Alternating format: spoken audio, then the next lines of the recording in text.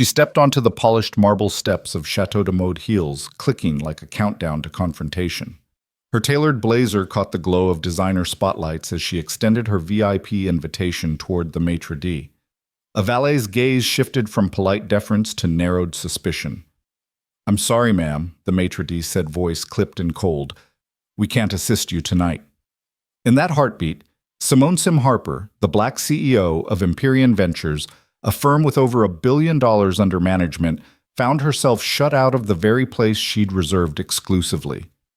The city's most exclusive fashion house had turned its back on her. If you believe in swift justice, subscribe, ring the bell, and comment below. What would you do if they dared to refuse you? Simone paused for a heartbeat longer, the dismissal hanging in the air like a challenge. Her posture remained flawless, chin lifted, shoulders squared, but inside her pulse thundered. She reached for her designer clutch fingers, brushing the notification on her phone, confirming last week's double-checked appointment. Everything had been in perfect order: the email confirmation, the concierge's personal note, even the potted orchids delivered to mark her arrival. Yet here she was, relegated to the sidewalk by a policy that made no sense and felt all too familiar. She inhaled the cool night air, steadying herself. In boardrooms from Tokyo to New York, she was known for unflappable composure and decisive action qualities that had propelled Empyrean Ventures from a modest startup to a heavyweight in sustainable tech and media investments. Those boardrooms were her domain, where her name on the Forbes list commanded respect. But this was a different arena, where prejudice lurked behind glittering facades and couture labels. The maitre d' folded her arms as if sealing Sim's fate. Behind them, the storefront's mannequins draped in silk gowns looked on like silent jury. A string quartet's delicate notes fluttered from within, oblivious to the tension brewing at the threshold. Sim allowed herself a small, almost imperceptible nod to the valet, whose eyes flickered with conflicted sympathy. Then she spoke, voice calm but carrying the weight of authority. "I believe there's been a mistake. Please review my reservation again." His jaw tightened. Without a word, he lifted a leather-bound reservation book, leafing through pages with deliberate slowness. Sim watched every movement, noting the slight hesitation in his fingers. 2 minutes stretched into 4. The valet shifted, glanced at the cab arriving at the curb, then back at Sim. In that moment, the world beyond the glass doors felt both tantalizingly close and infinitely distant.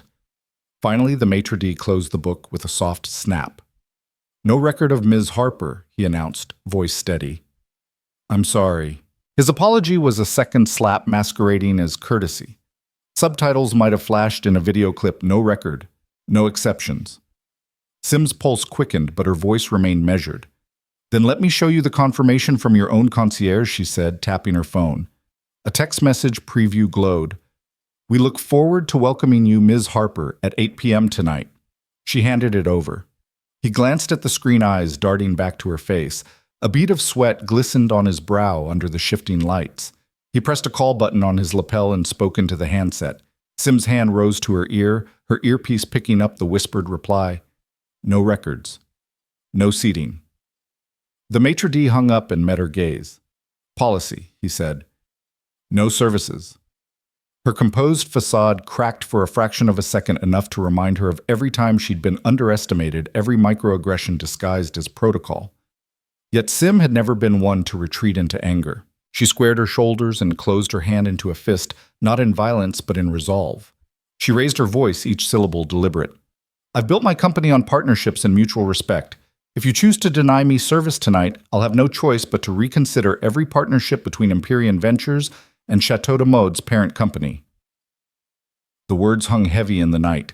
Even the distant sound of traffic seemed to pause. The valet's shoulders relaxed as though he recognized Sim's quiet power. Inside the store, the quartet faltered on a high note. The maitre d' blinked, visibly shaken by the shift from polite dismissal to calculated threat. Sim let the silence stretch, allowing her presence, her name, and reputation to settle around them like a cloak. Then she turned her steps deliberate as she strode down the steps and toward her rolls. The valet hesitated, then moved to open the door for her. As she climbed into the back seat, Sim pressed the door closed with a soft click that resonated like a verdict. The engine purred to life, and the city's neon lights reflected off her window. Within moments, her executive assistant's text pinged, awaiting further instructions. Sim typed back with crisp efficiency. Cancel all pending orders with Chateau de Mode. Contact Legal for immediate contract review. Her fingers tapped the screen, each command a ripple in the brand's universe. 25 minutes had passed since the refusal. In that time, contracts representing hundreds of thousands of dollars in upcoming orders already lay in limbo. In the privacy of the car, Sim allowed her mind to race, strategizing her next move while maintaining that veneer of unshakable calm. She reached across the seat for her phone and dialed Marcus Bennett Empyrean's CFO. Marcus frees all transactions with Chateau de Mode's parent company. We'll convene a board call in 30 minutes to discuss long-term ramifications. His voice crackled with respect and relief. Yes, Ms. Harper. On it. As the cityscape blurred past, Sim sat upright, eyes reflecting the street lamp's glow. This wasn't about fashion, it was about principle. After all, companies prided themselves on brand image and customer loyalty, yet here was a billion-dollar CEO dismissed at the door. If patrons with buying power were made invisible, what message did that send to the rest of the world? A brief flash of street advertisement for a rival brand. Bold letters proclaiming equality in style caught her eye. A smirk tugged at her lips. That tagline would soon take on new significance. She leaned back, fingers steepled, mind, already drafting her public statement, a concise yet powerful message that would not only announce the cancellations but frame the issue as one of dignity and respect. Her voiceover for the accompanying video would cut straight to the heart. They said no services. We say no partnerships. As the car pulled into Empyrean's headquarters courtyard, she tapped out a final directive, notify board. Prepare press release, that's schedule interview. Then with one last breath, she allowed the tension to give way to satisfaction. In less than half an hour, a moment of discrimination had become a catalyst for accountability, proof that when respect is denied, power can be reclaimed in its stead. The car door opened, and Sim stepped out into the lobby's warm lights, head held high. Her heels clicked on the marble floors as she strode toward the elevators.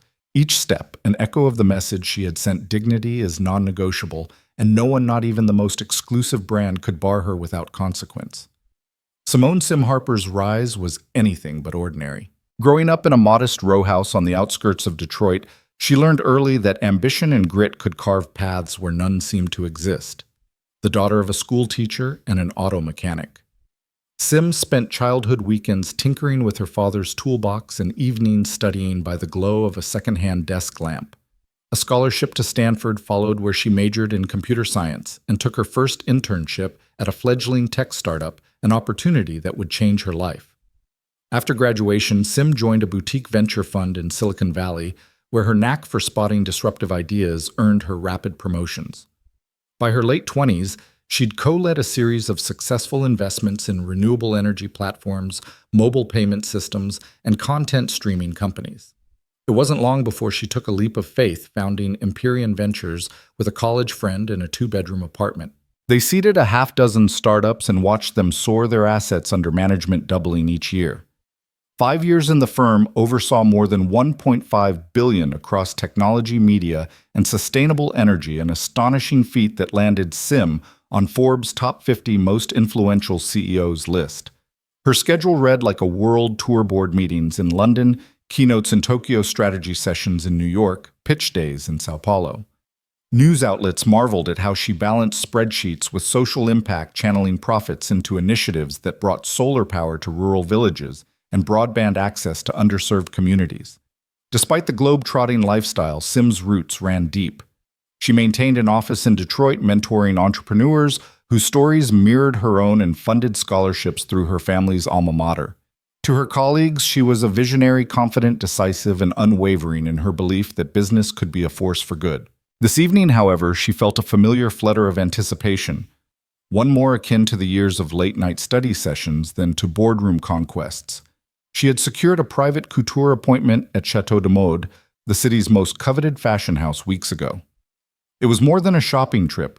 It was a celebration of milestones, a moment to mark Empyrean's 5-year anniversary by commissioning a bespoke gown that would symbolize her firm's elegance and daring spirit.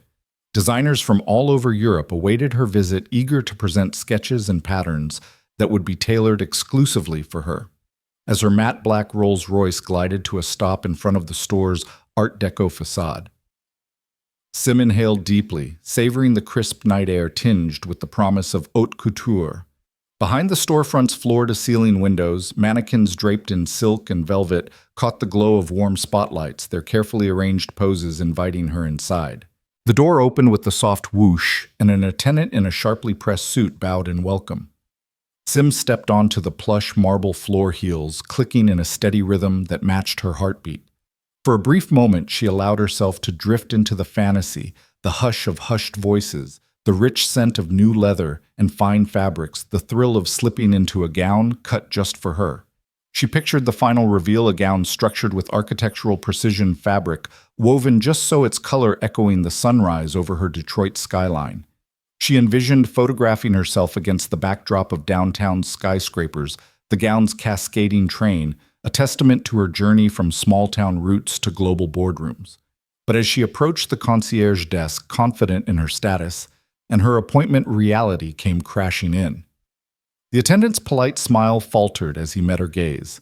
In that instant, the lacquered veneer of welcome cracked. His fingertips hovered over the concierge panel before he shook his head as if recalculating the invitation she had taken for granted. Sim's heart slowed for the fraction of a second that precedes recognition of an unwelcome truth. She spoke first voice even, "I'm here for my 8 o'clock appointment with Monsieur Laurent." She offered her digital invitation and email confirmation on her phone, stamped and signed by the house's creative director. The attendant's eyes flicked to the screen, then back to her expressionless face. "I'm sorry, Ms. Harper," he said, carefully clipped words that felt like formal exile. "We have no record of your reservation, and we cannot accommodate you tonight." The words landed like a thunderclap in the silent store.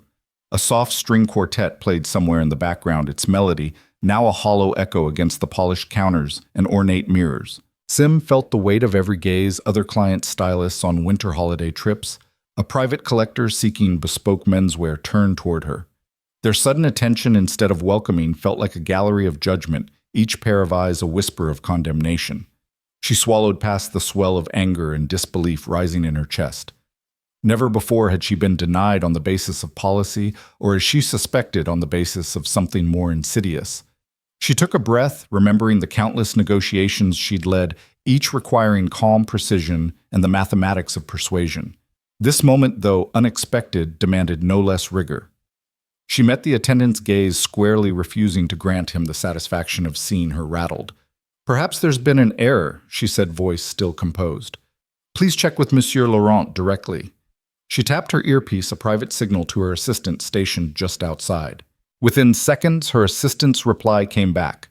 "Portal confirms you're on tonight's roster. No cancellations on record." Sim withheld the text, instead maintaining a demeanor of grace under pressure. The attendant's polite facade slipped further as he tapped a few keys, his brows knitting together. He leaned closer across the counter, lowering his voice in what may have been meant as confidentiality. "Ma'am, I'm following instructions from upstairs," he said, eyes flickering to the ornate staircase leading to the internal offices. "If I could, I would.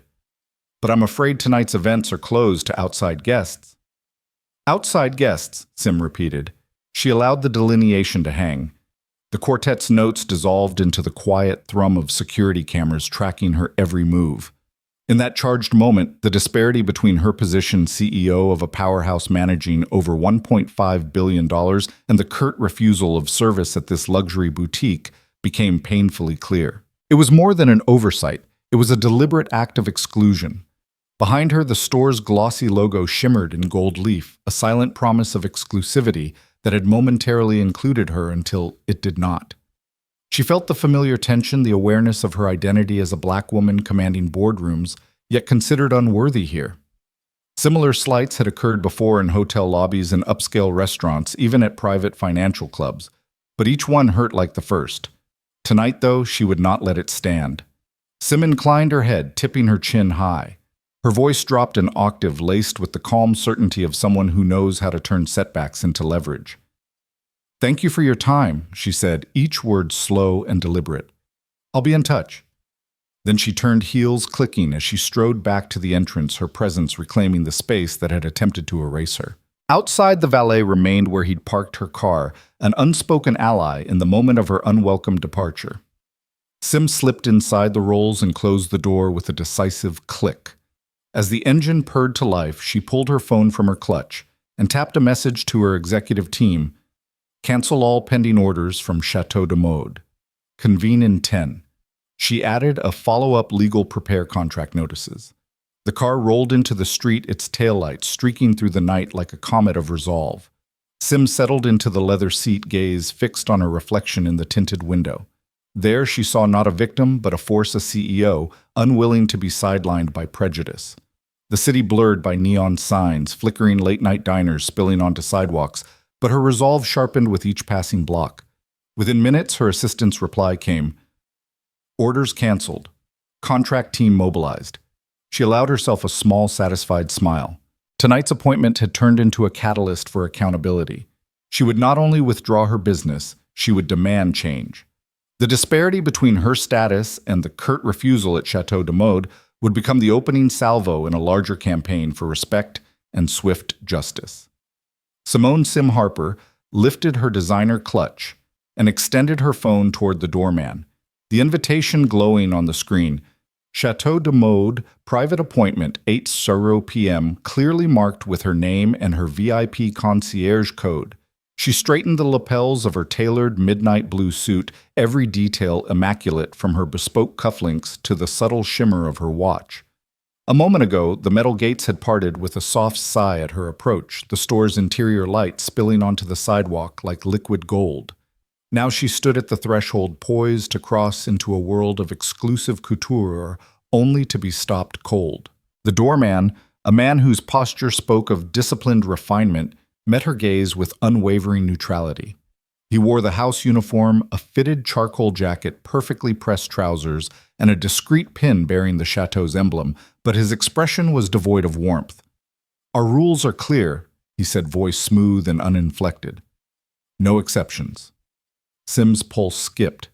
Behind the doorman, the mannequins arranged in a sweeping arc bore witness to her exclusion, a cascade of silk drapes here, a sculpted bodice there, each garment more breathtaking than the last.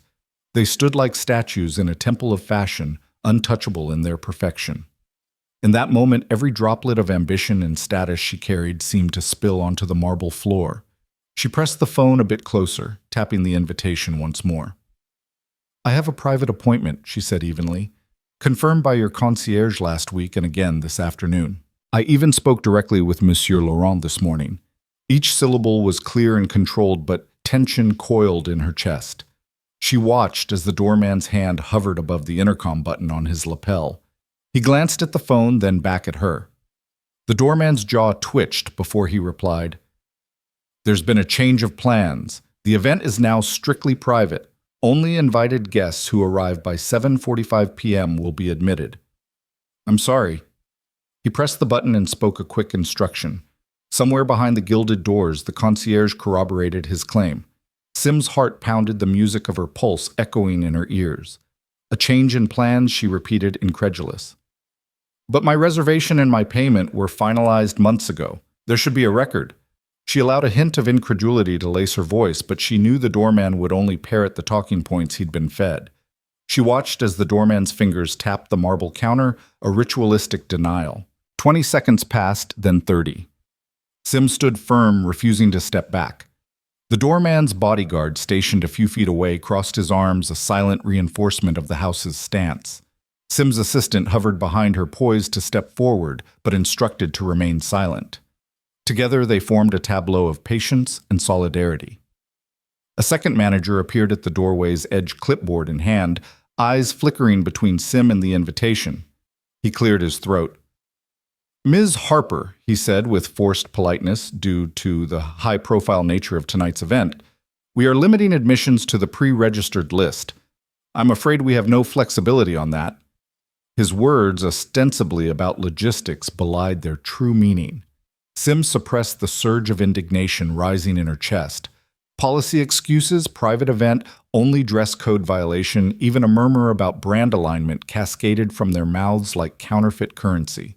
Each one felt more hollow than the last, exposing the genuine offense bias.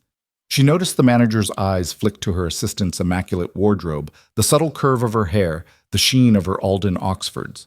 He saw more than a CEO. He saw a black woman in power, and he recoiled. Her assistant placed a gentle hand on her arm, a cue that it was time to decide. Sim took a measured breath, feeling the cool night air mix with the warmth of the lights behind her. In boardrooms, she had faced down investors who doubted her vision, regulators who questioned her methods, and CEOs who underestimated her resolve. None of those battles had been easy, but each was fought on terrain she had mastered.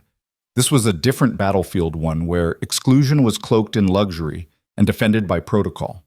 She squared her shoulders and raised her gaze higher, as if drawing strength from the chandeliers gleaming just beyond the threshold.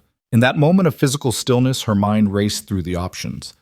Push harder here and risk a scene retreat and concede defeat, or pivot to a move more effective than confrontation. She sensed the eyes of passers-by on the sidewalk, the soft whir of a security camera above the subtle shift in the valet's posture as he waited with the engine idling.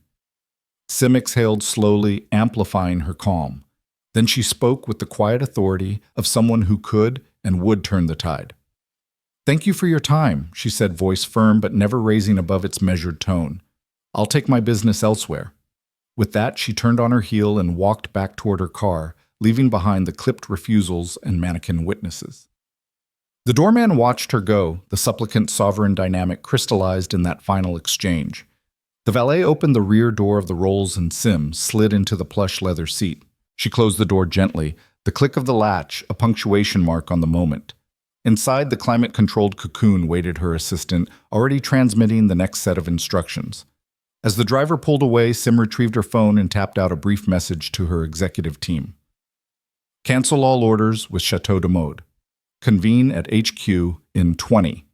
The words formed with calm precision. In the blink of an eye, the store's policies had collided with her power policies that would soon be rewritten under the pressure of accountability she was about to apply. Sim allowed herself a small, satisfied nod. The disparity between her status billion-dollar CEO boardroom titan and the curt refusal at that threshold had set the stage. It would be the spark for the fight to come. And as the city lights blurred past, she felt the first thrill of momentum. When respect is denied, power can be reclaimed and wielded with purpose. Sim's pulse thundered as the doorman's policy excuses echoed in her ears, but her voice remained measured, each word chosen with precision. Her fingertips brushed the discreet earpiece hidden beneath her collar. "Angela," she whispered, voice low yet unwavering. "Get our general counsel on standby. I want a legal review of their reservation policy now." As she spoke, the valet's engine idled on the curb, the soft growl in harmony with her mounting resolve. Turning back to the doorman, Sim fixed him with a steady gaze, one that spoke of countless boardroom showdowns and multi-million-dollar decisions. The polished marble underfoot and the gleaming mannequins behind him seemed to recede, focusing the moment squarely on their standoff. "I've confirmed this appointment 3 times, she said, calm but insistent. "Your concierge, your online portal. Even Monsieur Laurent himself, yet here I stand denied. Tell me who holds the authority to refuse me entry." The doorman blinked, the question cutting through his rehearsed script. He cleared his throat, shifting uncomfortably in his crisp uniform. I'm just following instructions," he stammered, as though mere words could shield him from the weight of her presence. "I don't make these rules."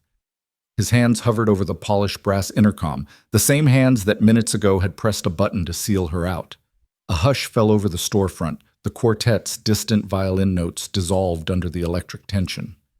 Passers-by above in their apartments might have glimpsed the flicker of movement behind the curtains, sensing something important unfolding on the gleaming marble boulevard below. The muffled murmur of night traffic seemed to pause in anticipation. Even the valet, caught in the doorway of the Rolls, stood still, gripping the car's handle as if bracing for a sudden gust. Sim allowed a moment of silence to expand, letting her composed challenge resonate.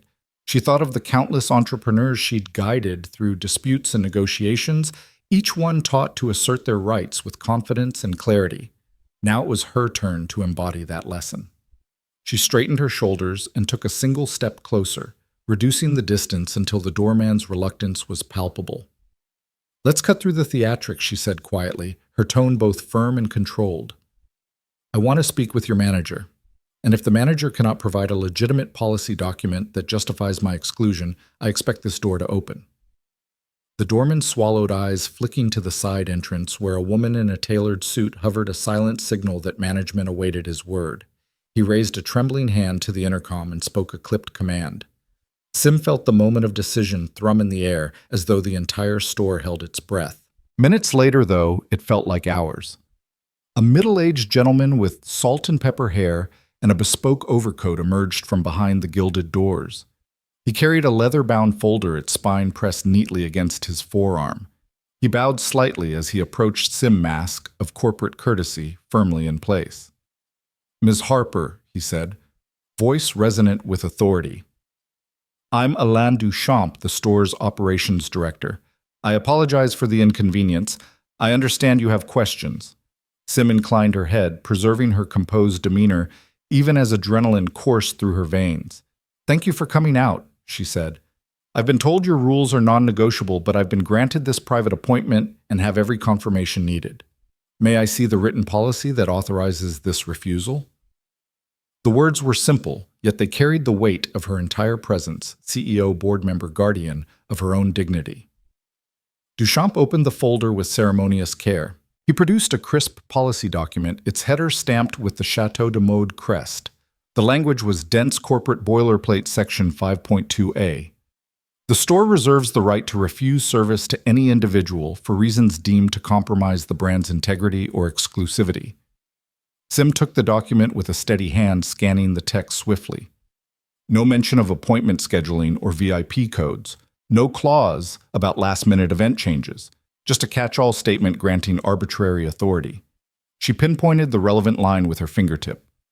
"This isn't a scheduling policy," she said, voice low but clear enough for a voiceover to echo. "Will she accept this or strike back? This is a subjective mandate that leaves room for personal bias. I demand to know whether my exclusion is based on any objective criteria or if it stems from prejudice." She pressed gently her question, both accusation and invitation. Duchamp's cheeks colored. He lowered his eyes to the ground, as though guilt fought with corporate training in his conscience. Sim's assistant, Angela, appeared at Sim's side, phone in hand, ready to document every second. The valet remained silent but alert, as if waiting for Sim's signal. The director cleared his throat. "Ms. Harper, I did not intend to cause offense. The policy is meant to preserve the brand's image, not to discriminate." He glanced at the doorman, whose posture mirrored his own inner turmoil. "If you wish to proceed, I can make an exception for you tonight." Sim's eyes narrowed, not in anger but in strategic calculation. She could accept the exception and re-enter securing her orders for the season, or she could leverage this acknowledgement of error into something more substantial. She recalled her own words from the threshold, "No partnerships." She took a slow breath, letting the cool night air flow through her. "I appreciate the exception," she said, tone softening just enough to suggest diplomacy. "But I've spent the past 25 minutes standing at your door, my time and my status disregarded. That level of disrespect cannot be reconciled with a single override." She allowed the folder to rest on the marble ledge between them. "I'm sure there are others clients who didn't have the means to push back, who walked away in silence, their purchases and their dignity denied. I intend to ensure that no other customer faces such treatment." A flicker of panic crossed Duchamp's face. He opened his mouth but found no words as bold as hers. The doorman, the security guards, the mannequin-clad sales floor, they all seemed to await her next move. The valet let out a quiet breath, as though realizing the power held by the woman who now filled that threshold with her presence unbowed. Sim straightened her silhouette sharp against the golden glow of the store's interior lights. "I will not take that exception," she said firmly. "Instead, I will cancel all existing orders with Chateau de Mode, and I will notify my firm's board of directors immediately.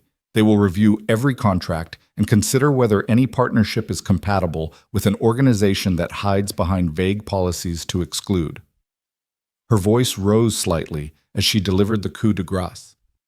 "If you wish to restore my business, provide your staff with bias training, create transparent scheduling practices, and publicly commit to equitable service. Otherwise, I will see myself and Empyrean's $1 billion out of your orbit." In the charged silence, the quartet's music spun a low, anticipatory chord. A breath near the door hissed through the doorman's lips. Duchamp's shoulders slumped as he realized the extent of the challenge.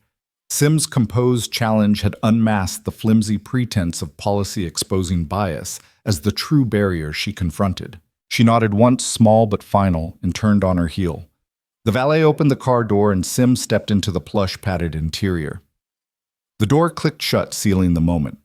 Duchamp watched, torn between corporate loyalty and the dawning recognition that a brand's image could not withstand the glare of equality demanded by power. From her seat in the Rolls, Sim watched as the marble floors and spotlighted gowns receded into the night. She reached across the seat to Angela. "Angela, send the official cancellation notices. Prepare a press statement highlighting the policy gap and our demands for reform." Angela tapped rapidly on her phone, each keystroke echoing the shift in momentum. As the car pulled away, Sim allowed herself a small, satisfied exhale.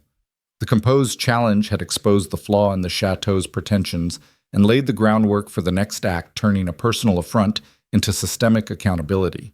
In the rearview mirror, the doorman's bowed head and the director's uncertain stance reflected not just the store's facade, but the beginning of real change. Sim's breath came in quiet, measured gasps as the air around Chateau de Mode seemed charged with electric anticipation. Through the revolving doors, ambient jazz had once drifted like a silk scarf. Now the silence inside felt thick, punctuated by the soft click of heels on marble and the low hum of conversation from concealed speakers. Behind her, managers in sharp black suits peered through beveled glass panels, their eyes flicking between her resolute figure and the doorman's unyielding stance. Security personnel, impeccably dressed in tailored jackets and discreet earpieces, formed a silent perimeter, muscles coiled in readiness despite the refined surroundings. The valet at the curb sat in the car engine, idling, phone poised in hand, ready to capture the moment if Sim gave the signal. A small cluster of bystanders had gathered at a respectful distance, a fashion blogger clutching her DSLR, a well-heeled couple pausing on their evening promenade, a waiter from the cafe across the street whose eyes reflected curiosity more than contempt. They murmured to each other in hushed tones, the words too faint to catch, yet the tension in their postures spoke volumes. Sim felt each heartbeat as though it were a drum announcing the crescendo of an unfolding drama. Excuses tumbled from the manager's lips in a ragged procession. First came guest list, full-spoken with the same polished inflection McCarthy might use when discussing troop movements.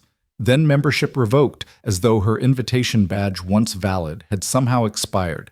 He tried system glitch, unexpected private sale, even brand guidelines revision. It was as if the chateau's entire array of glittering defenses had been activated to keep her out. Mocks of policy, paper-thin and absurd. Each one was an insult layered atop another, each justification more flimsy than the last. Sim's eyes never wavered from the glass door, the portal to the world she'd hoped to enter. Those opulent gowns loomed behind the pain creations worth more in a single stitch than many designers earned in a year. Their intricate embroidery and sculpted silhouettes glowed under the spotlights, the silent gallery mocking her exclusion. This standoff was no longer about couture. It was about power principle and the right of a black woman to claim her space without ceding dignity. Her ears tingled with the soundtrack of Rapidor pace cuts, though inaudible to others. Sim could almost feel the tempo shift in her mind, a rising heartbeat, a swell of strings, a flicker of dramatic percussion. It was the inner score of her consciousness, guiding her toward the moment she would again assert control. She raised her chin, aligning her spine as if drawing power from some hidden core. Her voice, when it came, was calm but carried the weight of that inner drumbeat. "I've heard every excuse," she said, each word clear and deliberate. "Now tell me which one applies to me. Which clause in your policy justifies denying me service?" The manager faltered, his rehearsed lines colliding with her unwavering gaze.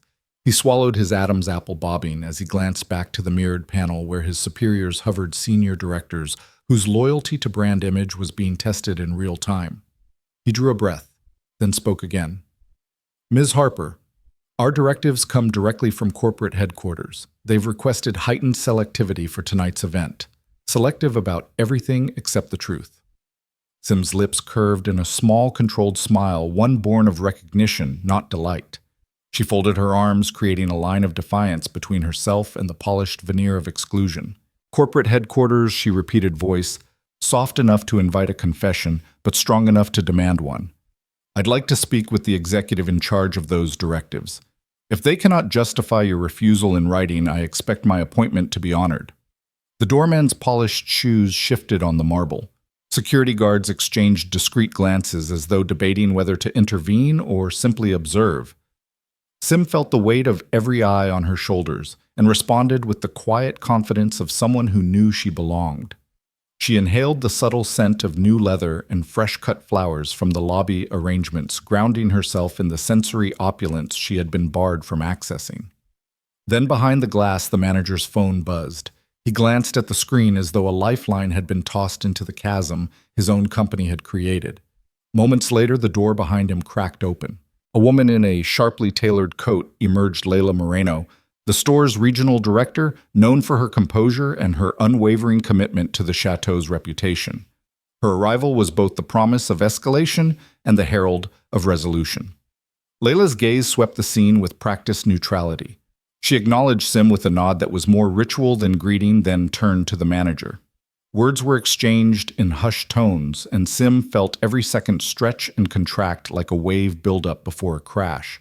The bystanders shifted, sensing that this was no mere shopkeeper's discretion, but a high-stakes test of authority. Finally, Leila stepped forward, her voice cool and impeccable. "Ms. Harper," she said, addressing Sim, perhaps for the first time by name, "we've been informed of an operational oversight. Your appointment will be honored immediately." The door clicked open as if on cue, inviting Sim into the temple of couture she had so deliberately been denied. But Sim remained where she stood, urgency and deliberation warring in her chest. This was her cue, the moment to press her advantage. The door, once the boundary between exclusion and inclusion, now lay open at her feet.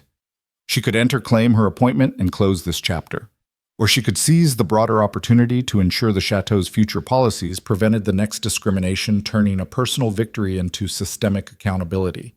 Leila weighted the staff behind her, poised but uncertain.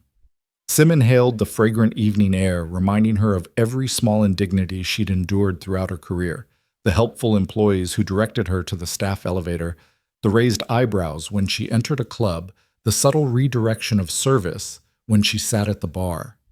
Each incident had chipped away at her confidence, but tonight she would build something stronger from the fragments. She lifted her chin in a gesture that was both farewell and promise. "Thank you," she said to Leila, voice steady. "I appreciate the correction, but I will not be the only one to benefit from it." Turning to the valet outside, she tapped her earpiece once more. Sim reached into her clutch and removed her phone, unlocking it with a deliberate flick. "Angela now," she said. In the lobby behind her, the door sealed shut, leaving the staff to wonder if she would enter at all. Outside, a fleet of screens would soon broadcast her next move. She raised her hand to the doorman in a courteous nod, then pivoted away, her heels clicking in a steady rhythm of resolve. The bystanders watched her depart, and the wind carried the faint echo of the string swell she'd imagined within her mind. For Sim Harper, the threshold had become a crucible, a test of principle that would not end with a simple apology or override. The true victory lay not in entering Chateau de Mode, but in ensuring that no one else would be shut out behind its doors.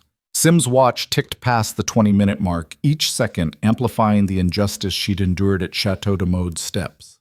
She inhaled deeply and tapped her earpiece once more, summoning the quiet authority she'd honed in boardrooms around the world. "Angela," she whispered. "Document every word, every face. Start recording now." As the valet glanced toward her with raised eyebrows, Sim knew her PR chief would capture everything on discreet live stream and internal feeds. The doorman's clipped refusals, the manager's faltering excuses, the mirrored gazes of bystanders who witnessed her exclusion. Her phone trembled in her hand as she switched screens. With a few precise taps, she drafted an email addressed to the Chateau's corporate headquarters. The subject line was clear and unambiguous: immediate explanation required or consequences will follow. She attached screenshots of her invitation, the digital timestamp of her confirmation calls, and her earlier polite request for policy clarification. Then she hit send, knowing that in moments her demand would land in the inboxes of their CEO, legal counsel, and brand protection team, guaranteeing that no one above the doorman could claim ignorance. Sim's posture remained composed even as her pulse hammered. She directed her gaze toward the valet who hovered beside her car, with its engine idling ready to whisk her away at the word. She offered him a curt nod, her signal for the next directive. He leaned in, and she spoke quietly but firmly. Block all other arrivals for the next 15 minutes. No one in, no one out. His eyes widened in understanding.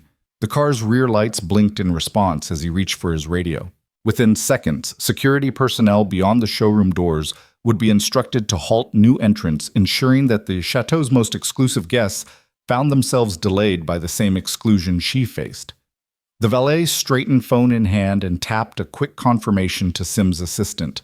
It was a small act, but one that shifted the power dynamic. Those inside the gilded walls would now know that the privilege of entry could be revoked at will, just as her right to entry had been. Prejudice, once cloaked in satin ropes, and polite disclaimers now smelled of accountability. Inside the store, managers and sales associates paused in their glossy tasks, a ripple of confusion passing through circles of mannequins and racks of haute couture. A junior stylist clutching a fabric swatch glanced toward the entrance, her lips parting in a silent question. A senior salesperson stepped from the dressing room alcove, her heels whispering on the marble, and stared at the uncharacteristic halt in foot traffic. Security guards trained to anticipate VIP arrivals frowned as their own messages lit up.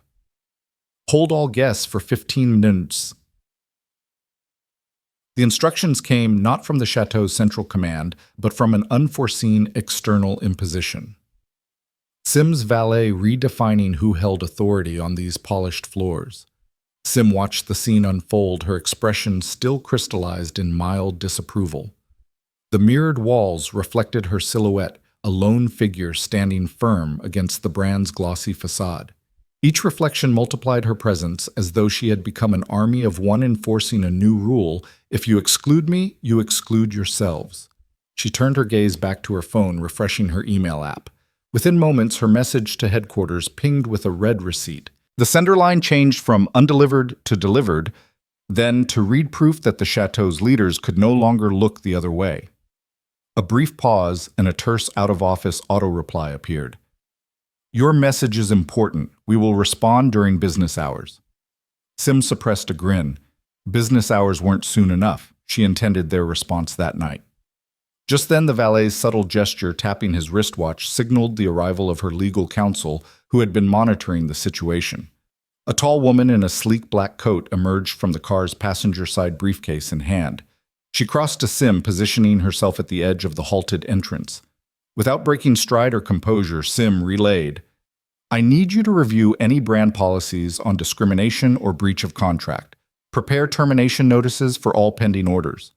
The counsel nodded and lifted her briefcase, ready to extract the necessary documents from within the chateau's own public filings. Sim's assistant, now stationed discreetly behind a luxury sedan, recorded every exchange, ensuring that the narrative would be unassailable. Yes, Ms. Harper, came the soft reply. I'm compiling the notices now. Sim's network of aides, each a specialist in crisis management, was executing her strategy flawlessly. Moments later, her counsel handed Sim a printed extract from the chateau's corporate code of conduct, signed and dated. It mandated equal treatment of all clients, regardless of origin, attire, or identity, a direct contradiction of the arbitrary exclusions Sim had faced. Under the store's own guidelines, she was owed an apology, not a rejection. She tucked the pages into her clutch, the weight of her argument made tangible. The valet discreetly signaled the security guards to hold position, while Sim's PR chief slipped through the half-open doors, phone in hand, ready to capture the inside view. Staff gathered at the entrance, computerized ledgers halted mid-scan guests, texting in their rides paused under the glow of the crystal chandeliers. That footage would soon be shared across social channels, ensuring the chateau's brand image would no longer be controlled solely by its marketing department. Sim turned once more toward the building, her gaze sweeping from the top of the facade down to the marble steps. A passing civic patrol car paused at the curb, its officers noticing the unusual standoff. Sim offered a polite nod, communicating that she was well within her rights. This was no mere temper tantrum, but a principled stand against discrimination. The officers trained to recognize potential issues exchanged a glance before continuing on their rounds. The spectacle deemed nothing more than an unusual business dispute. Behind the glass doors, a hush fell, as Sim's presence loomed larger than the mannequins. Staff members consulted with each other in low tones, trading theories about what might come next. Would she relent? Would she storm in? Or would she expose the brand's hypocrisy to the world? Their whispered speculations carried through the store like a current of uncertainty. Somewhere in the back offices, the chateau's marketing director huddled with legal, hastily drafting statements that could walk the line between apology and spin. Sim watched as the manager emerged again, swiping at his tablet as though searching for a miracle. He wore the posture of someone who knew his corporate shield had been pierced. Sim approached him, maintaining a respectful distance. "I appreciate your compliance with my request to hold other guests," she said quietly. "It demonstrates that exclusivity works both ways." She offered him a final courteous nod. "I trust you'll expedite your response to headquarters, and my team will be in touch." He nodded, unable to meet her eyes, as she turned back toward the street. With every step, she reclaimed her power, the power to redirect millions in orders, the power to command headlines, and the power to demand accountability from one of the world's most prestigious couture houses. The valet opened the door, and Sim slid into the seat, the door closing on the unfolding spectacle. As the car rolled away, Sim allowed herself a moment of quiet triumph. Plan B had been set in motion: documentation, external pressure, and the first seeds of systemic change. Prejudice, once sheltered behind polished protocols, and coded exclusivity, now felt the heat of accountability it could not withstand. The city lights blurred as the vehicle turned the corner, but Sim's resolve shone clear. This was only the beginning. When the lobby clock hit the 25-minute mark, a subtle commotion rippled through Chateau de Mode's polished expanse. Through the ornate double doors strode Simone Harper's carefully assembled entourage: Anna Patel, the firm's general counsel in a sharp navy blazer, a three-person film crew capturing every angle with professional discretion, and Raven Ellis, a renowned style columnist whose social media reach could amplify any brand's triumph or unravel it. The mannequins that had stood guard for decades seemed suddenly vulnerable, their silent poses eclipsed by the living, breathing assertion of authority in their midst. The store's operations director, Alain Duchamp, spotted the new arrivals and stepped forward with a folder clutched to his chest. His earlier resolve faltered as he met Anna's unwavering gaze, the quiet click of camera gear punctuating the empty space. Duchamp's lips parted, voice wavering. "Ms. Harper, you're cleared." The concession, belated and reluctant, hung awkwardly between them. At last the gateway to couture would open. Yet Sim's steely posture said she had no intention of simply reclaiming what had been offered. She raised one hand, a universal signal for silence, and let the buzz of relief drift into uneasy stillness. The valet waiting in the background stood at attention, as if bracing for her next move. Sim's glance swept the lobby managers peeking from glass offices, security guards straightening their ties, a handful of curious patrons craning their necks from the cafe across the street. All eyes converged on her. With crystalline authority, she spoke, "It's not enough that I alone be admitted. I've placed multiple orders with Chateau de Mode, several bespoke gowns, custom accessories, and arrangements for client gifts. Effective immediately, every single order is canceled." The words struck the ledger behind the counter like a guillotine's blade, severing years of projected revenue and prestige. A low beep sounded from the sleek cashier terminal, then another from the hidden CRM console. Digital alerts pinged through the store's network: order 4582, canceled by Simone Harper. Order number 4725, canceled. Order number 4938, canceled. On the concierge desk, the ledger closed with a definitive snap. Duchamp's face paled as he watched cancellation notices flood his corporate inbox in real time. In that instant, social feeds outside the building erupted. Raven Ellis's live stream, discreetly activated the moment her camera crew arrived, went public.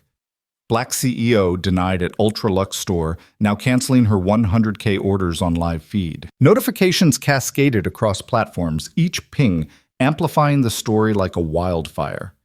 Hashtags, hashtag, Harper effect, Nash, Chateau, cancel began trending, drawing hundreds of thousands of views within seconds. Beauty influencers paused their tutorials, fashion enthusiasts broke off group chats, and even news outlets sent out push alerts. Breaking CEO cancels all Chateau de Mode orders after being refused service. Inside the lobby, Duchamp opened his mouth to plead, but Sim's counsel stepped forward, releasing a stack of printed termination notices onto the desk with a crisp thwap. The papers fluttered like a defiant confetti, formal notices citing breach of contract provisions and the brand's own anti-discrimination code. Duchamp's hands shook as he reached for them, knowing that every theoretical clause in that folder would soon become the subject of boardroom inquiries, legal reviews, and serious financial reckonings. Sim's assistant Angela strode in from the rear, iPad in hand, displaying real-time analytics. The Chateau's online store had already removed Harper-exclusive tags, and sales projections plummeted by a projected 15% in the next quarter if rectification didn't occur. Angela leaned in, speaking quietly in Sim's ear, so only she could hear. Your public statement is queued to post in 3 minutes. We'll release the full video along with your demands. Sim gave a slight nod, satisfaction tempered by the knowledge that this was just the beginning of the campaign. Duchamp finally managed to stammer, "Ms. Harper, please let's discuss this privately. We can make amends accommodations." Sim held up a hand, fingertips high as though weighing her words. "Amends," she echoed softly. "I asked for service. You refused. Now you face the consequences. I will not negotiate at your counter. If you wish to serve me, you must first issue a public apology on your flagship channels. Implement transparent customer protection policies within 30 days and enroll your entire staff in the bias awareness training program outlined in my communications. Until then, consider every potential order from Empyrean Ventures closed." A tremor passed through the assembled staff. Standby shoppers summoned for midnight VIP events found their confirmations rescinded mid-text. In the back offices, marketing teams saw planned campaigns wobble on the brink of cancellation. The quartet's distant melody dissolved into the hum of digital disruptions. Sim's coup de grace was not just in the canceled orders, but in the audience she'd summoned the world beyond the gilded doors, now demanding accountability. As her entourage slipped out, Sim cast one final glance at the runway-like lobby. The store's chandeliers sparkled overhead, shards of refracted light glinting off polished metal. For a moment, she allowed herself the flicker of triumph that comes when the powerful are reminded that power is never absolute. Then she turned and walked away, heels clicking in a measured cadence, leaving behind a lobby irrevocably altered by one woman's decisive stand. Outside, the valet opened the car door with a flourish befitting her status. Sim slid in the door, closing with a deliberate click. The engines purr, and the world outside shifted back into motion. Within minutes, her public statement would go live, the video of her composed twist setting the net ablaze. Justice delivered with lightning speed tasted of empowerment, and Sim Harper intended to savor every satisfying moment of it before the Chateau de Mode had the chance to restore its glittering facade. And as the rolls glided away, the chateau's grand doors once again revolved behind her, now more tentative than ever. In their wake, the canceled orders bore the weight of a powerful message. When prejudice is met with decisive action, even the most exclusive institutions must reckon with accountability or risk being left behind. Sim Harper's Lexus pulled to a gentle stop in front of Empyrean Ventures headquarters, the city skyline glowing like a constellation of opportunity in the twilight. Inside the car, her phone vibrated with a flurry of notifications, news alerts, social media tags, messages from colleagues, and even competitors. The boardroom below awaited her, but first she took a moment to review the unfolding aftermath of her decisive stand at Chateau de Mode. Within the hour of her walking away and canceling every pending order, the fashion house's official channels lit up with a public apology that had the power to reshape their brand narrative. "We apologize to all clients," the statement read. "No client shall ever again face exclusion. Effective today, we revise our appointment policies. All VIPs honored no exceptions. Beneath the lipstick red header, they outlined the immediate policy changes, a real-time scheduling portal, a dedicated VIP host for every appointment, and a guarantee that no courtesy mode could be toggled off at personal discretion. But the apology was more than empty words. Behind the scenes, Sim's Fair Fashion Initiative, a program she had drafted in collaboration with Empyrean's corporate responsibility team, was already in motion. The Chateau's regional director, Leila Moreno, personally reached out to Sim's counsel and PR chief to confirm enrollment in the bias awareness training that would be rolled out across every floor of their flagship store and eventually across all 30 of their global locations. Within 30 days, every associate from doormen to design directors would complete in-person workshops led by Empyrean trainers and external experts.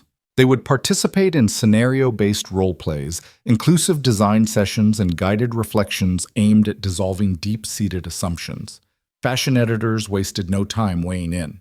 Glossy magazines dedicated full-page spreads to Sim's bold move, calling it a masterclass in turning couture snubs into corporate accountability. Vogue featured an op-ed by a leading style columnist who praised Sim for demonstrating that real luxury must include respect. In Business of Fashion, the analysis was equally glowing. Sim Harper has shown that when profitability meets principle, the latter must prevail. Chateau de Mode's rapid turnaround offers a blueprint for any brand seeking to blend exclusivity with equity. Meanwhile, social media platforms buzzed with user-generated content. Patrons posted screenshots of the Chateau's apology, accompanied by comments like, "Finally justice in high fashion," and they did it the right way.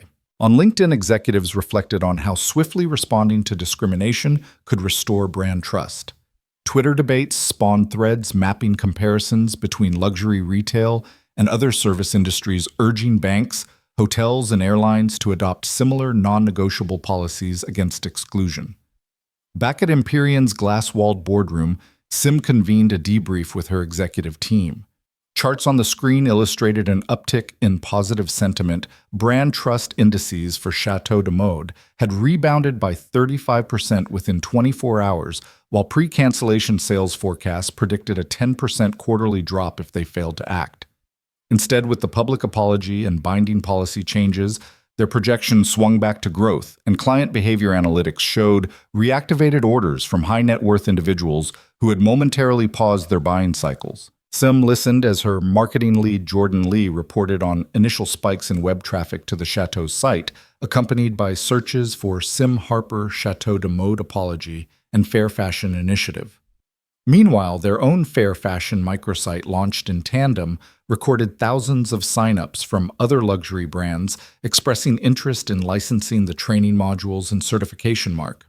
A group email from a long-standing competitor, Aurélien Couture, proposed a joint panel on equity in the era of exclusivity.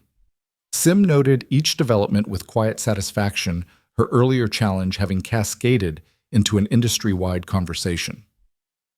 In the days that followed, Empyrean Ventures fielded calls from high-end hotels, boutique auto dealers, and private jet operators, all seeking to learn how a single CEO's principled stand could reshape service standards. Sim graciously agreed to host a weekend symposium titled Beyond Access Building Inclusive Luxury, inviting experts from hospitality, retail, and corporate governance. The guest list included CEOs who had once negotiated multi-million-dollar deals with her, now eager to forge partnerships built on mutual respect rather than mere transaction. Inside Chateau de Mode, the internal mood shifted dramatically. Staff members who had once considered policy gates as immutable law found themselves in conversation circles sharing personal reflections on how bias had shaped their own interactions. The regional director reported that 8 out of 10 associates rated the new training as the most eye-opening professional experience they'd ever had. A queue of boutique clients, once tense and uncertain, now gathered with renewed anticipation, restless no longer at the prospect of exclusion. Even Chateau de Mode's design leads, who had once guarded their creative sanctum behind velvet curtains, now collaborated with Empyrean's sustainability division to integrate inclusive sizing and accessible design features in the next couture line. The ethos of the Fair Fashion Initiative, equity, transparency, respect, began to infuse product ideation, marketing copy, and even store lighting choices. Where once gleaming spotlights had spotlighted mannequins as objects of unattainable desire, now softer, warmer beams invited patrons to see themselves as part of the narrative. Meanwhile, the industry took notice. At Fashion Week the following month, the Association of Luxury Retailers announced a task force on customer equity, citing the Chateau incident as the catalyst. Major trade publications headlined stories about the Sim Harper effect, how one CEO forced a sector to rethink exclusion and turning couture, snubs into a code of conduct. Designers who had once viewed public stances on social issues as risky now lined up to sign the Fair Fashion Pledge, their runway shows featuring models and patrons from diverse backgrounds more authentically than ever before. Sim reflected on these ripples as she prepared for her next keynote at a global leadership summit. In her speech, she recounted the initial snub, the composed challenge, the rising tension, the decisive twist, and the resulting policy overhaul. She emphasized that her actions were not about wielding power for its own sake, but about ensuring that people of every background could navigate spaces of influence free from fear of exclusion. Accountability isn't punitive, she told the audience. It's catalytic. It forces us to reevaluate the very systems we take for granted. As she closed her presentation to a standing ovation, Sim received a text from Leila Moreno, the Chateau's regional director. Thank you for your leadership and guidance. The first round of bias training begins next Monday. We owe you and our customers a profound debt of gratitude, Sim replied with a single word. Forward. In the days that followed, her inbox brimmed with invitations to advise financial institutions, luxury hospitality groups, and even educational organizations on embedding equity into client experiences. Empyrean Ventures' PR team compiled the best practices from the Chateau turnaround into a white paper fair fashion and beyond a playbook for inclusive service, which they distributed pro bono to NGOs, small businesses, and government agencies. Ultimately, the outcome extended far beyond a single brand's policy change. Sales rebounds at Chateau de Mode were just the beginning. The real victory was a renewed industry commitment to upholding dignity as a core value. Empyrean's Fair Fashion Seal appeared on storefronts, websites, and packaging across the luxury market, a badge of integrity that signaled safe, respectful, and equitable treatment for all clients. And for Sim Harper, the culmination of the campaign was not a moment of personal triumph, but the knowledge that her stand had shifted the standards of service and accountability throughout an entire sector. The luxury world, once encircled by velvet ropes and whispered exclusivity, now opened its doors a little wider, proof that when power meets principle, change follows swift. Sim Harper settled into the soft glow of her private study, the city lights twinkling in the distance behind her. She leaned forward, her gaze fixed on the camera, as if addressing each viewer in the room, her posture relaxed yet unmistakably commanding. Behind her, a simple backdrop bore the Empyrean Ventures logo, a reminder that her influence extended far beyond retail thresholds and boardroom doors. In that moment, every pixel of the lens seemed to drink in her presence, awaiting her final words. Small slights stack into systemic barriers, she began, her tone soft, but unwavering, the kind of voice that carries through crowded rooms and across rushing subways alike. Every time someone is told no, stands at a door that remains closed or is redirected because of who they are, no matter how subtle the act, those moments add up. They reinforce a system that says dignity is negotiable. Her hands rested lightly on the armrests, palms open in invitation. When your worth is questioned at every turn, it becomes easier to doubt yourself, to shrink, to accept exclusion as routine. Sim paused, allowing the weight of those truths to surface. Viewers at home might have been scrolling through countless reels of glamour and success, but here was a counter-narrative, an acknowledgement that behind every majestic facade lurked the potential for prejudice. We often hear about breaking the glass ceiling, championing diversity, and celebrating inclusion. She continued, voice gaining warmth. But what about the glass door you're meant to walk through? What about the velvet rope that parts for some and remains tightly drawn for others? Her story had traced the arc from the first snub at Chateau de Mode to the decisive cancellation of her orders and on through the Palais of Accountability, where policies were rewritten and industry standards elevated. Now she brought it full circle, reminding viewers that true power lay not just in personal triumph, but in systemic change. I could have walked away quietly, she confessed, accepted a single override and moved on. But that wouldn't have dismantled the barrier. Real progress demands swift, purposeful action when dignity is denied. Sim's expression softened as she leaned closer, forging a bridge between screen and soul. I know that not everyone has the platform or the privilege to challenge every instance of exclusion. She said, voice gentle. Maybe you've stood at a hotel check-in desk, a restaurant host stand, or a club entrance and been turned away without reason. Maybe you've felt the sting of being passed over for a promotion or overlooked in a meeting because of assumptions about who you are. If you have known this, you are not alone. She paused, letting the empathy resonate. Above her shoulder, a small stack of photographs lay on a side table, images she had collected from viewers who'd shared their own moments of being shut out. A mother barred from a school meeting, a disabled veteran turned away from an accessible entrance, a teenager told she didn't belong at the art showcase. Each snapshot was a testament to the everyday indignities that often escape headlines, but accumulate in the hearts of those who endure them. Your story matters. Sim affirmed, her voice now a direct invitation. Share it below in the comments. Tell us where you've been denied, however big or small, and let us know how it felt. When we lift these experiences into the light, we shine a spotlight on patterns that demand redress. She offered a warm smile. If you've ever faced unfair barriers hit, like now, let that be your signal that justice should never wait. And if you believe that standing up to exclusion can reclaim power for everyone, subscribe to this channel for more stories of resilience and reform. For a moment, the only sound was the soft hum of the recording device and the distant murmur of city traffic. Then Sim's eyes brightened as she delivered her rallying cry. Stand up, speak out, and never accept exclusion as the final answer. Her tone carried the cadence of a mantra, the weight of lived experience, and the spark of collective possibility. Because when one door is closed, we don't simply find another, we demand that all doors open. She leaned back, letting the words settle like embers in the hush. Behind her, the Empyrean Ventures logo glowed softly, not as a brand mark, but as a beacon of accountability. The screen lingered on her composed expression, steady, compassionate, unbowed, inviting viewers to join her in forging paths of inclusion wherever barriers still remain. As the camera panned slowly out, the final frame held Sim Harper's silhouette against the panorama of the city, reminding everyone that the fight for dignity extends far beyond any single confrontation. The narrative had come full circle, from personal affront to public accountability, from exclusion to systemic reform.